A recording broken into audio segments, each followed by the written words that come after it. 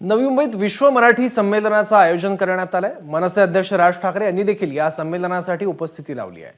3 दिवस हे संमेलन असेल। यावेळी मराठी जनांना संबोधित करताना मराठी भाषेच्या मुद्द्यावर परखड भाष्य केलंय।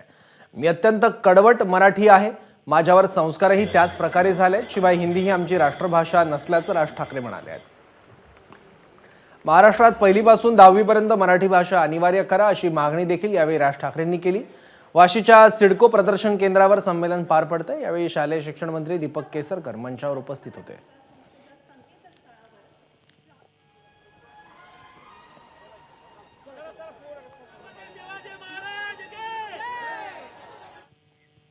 यावेळी आपल्या भाषणात राज ठाकरेंनी मराठी भाषेच्या अनुषंगाने कुठल्या मुद्द्यांना स्पर्श केला, पाहूयात। आमच्यावरती हिंदी चित्रपटांचे संस्कार झाले, हिंदी चित्रपटामधून आमच्या अंगावरती हिंदी आली, पण आपण बोलण्यामध्ये हिंदी का वापरतात आपले मराठी लोक? इतकी उत्तम मराठी भाषा आहे। खरं तर मराठी भाषेमध्ये जो विनोद होतो तो मला नाही वाटत दुसऱ्या कुठच्या भाषेमध्ये होत असेल। इतकी समृद्ध भाषा,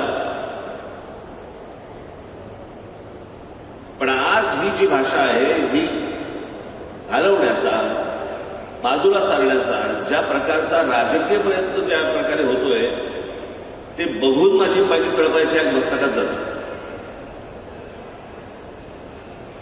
माझी दीपकजीला माझी विनंती आहे की महाराष्ट्रामध्ये जेवढ्या शाळा आहेत मराठी शाळा सोडून ते काय ते नवीन लचांड आले ना, सीबीएसई बीपीएससी काय काय काय काय काय काय गोष्टी आल्यात नवीन, याच्या पहिलीपासून 10वी पर्यंत पहिली मराठी कंपल्सरी करा तुम्ही।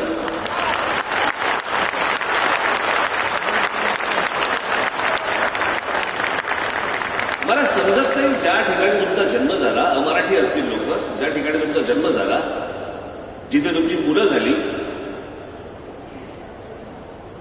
आणि त्या मुलांना तुमच्या शाळेमध्ये काय शिकवलं जातं? जर्मन, फ्रेंच, जणू का ते बोलतच आहे ना की या रे मुलांनो या, आमची लोकसंख्या वाढवा। मराठीबद्दल बोलल्यानंतर तुम्ही लगेच कोणतरी म्हणतात की संकुचित आहे। कशासाठी संकुचितपणा? या देशाच्या पंतप्रधानांना जर समजा त्यांच्या भाषेबद्दल वाटतं, त्यांच्या राज्याबद्दल वाटतं,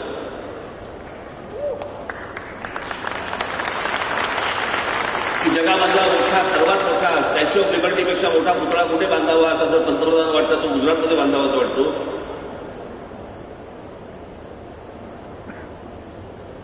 कुठची सिटी आता बांधतात ते? स्मार्ट काय कुठची सिटी? Gift city.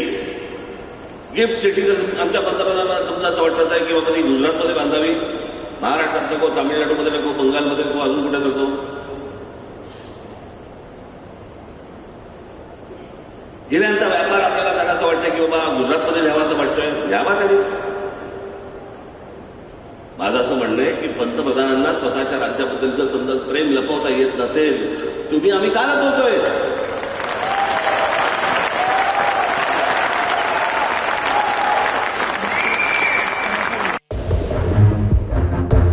प्रत्येक राज्य, प्रत्येक देश ही आपली भाषा जपत असतो, आपली माणसं जपत असतो।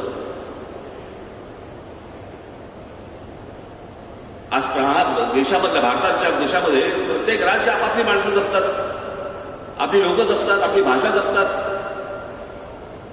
जा बंगालमध्ये बघा हिंदी बोलतात का, जा तामिळनाडूमध्ये बघा तुमच्याशी हिंदी बोलतात का, जा आंध्र प्रदेशमध्ये बघा तुमच्याशी दुसऱ्या भाषेत बोलतात का। आम्ही काय गोटे आहोत का धरणगळत जायल्यासारखे? माझी आपल्या सगळ्यांना विनंती आहे, कोणी समोर येऊ दे, आपण मराठीत बोला।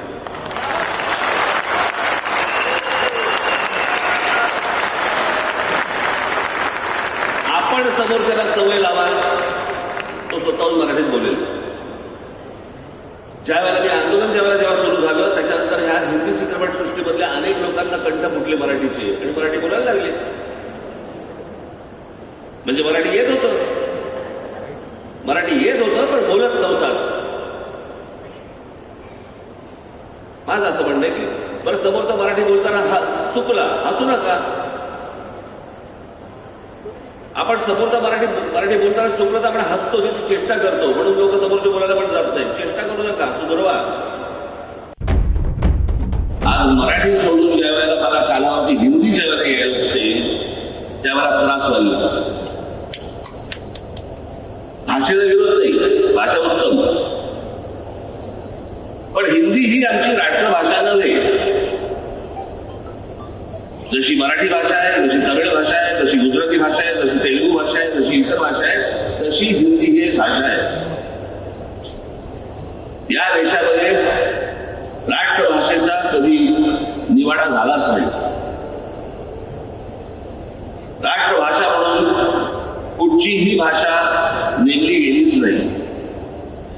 केंद्र सरकार आणि राज्य सरकार यांच्यामधल्या फक्त कॉरेस्पॉन्डंटसाठी म्हणून इंग्रजी आणि हिंदी एवढीच भाषा ठेवली, पण हिंदी ही राष्ट्रभाषा नव्हे.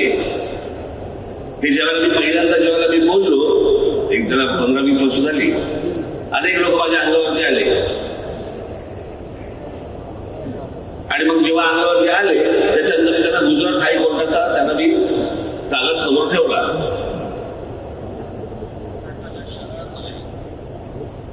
आजही तुम्ही जर समजा गुगलवरती गेला तर तुमच्या लक्षात येईल, हिंदी ही आपली राष्ट्रभाषा नव्हे. भाषा उत्तम असली तरी महाराष्ट्र ही काय ताकद आहे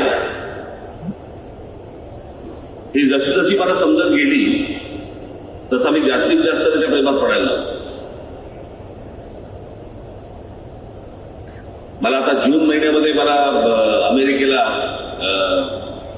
बृहन महाराष्ट्र मंडळ अमेरिका यांनी मला आमंत्रित केलेलं आहे.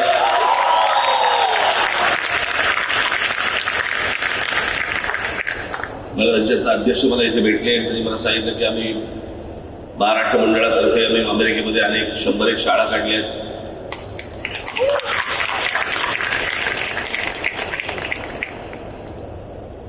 महाराष्ट्रातल्या मराठी शाळा बंद होत असताना अमेरिकेमध्ये मराठी शाळा सुरू होतात, हे काही कमी आहे का?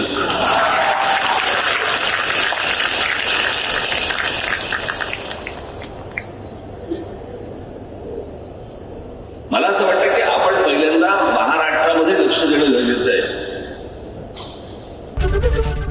एबीपी माझा, उघडा डोळे बघा नीट.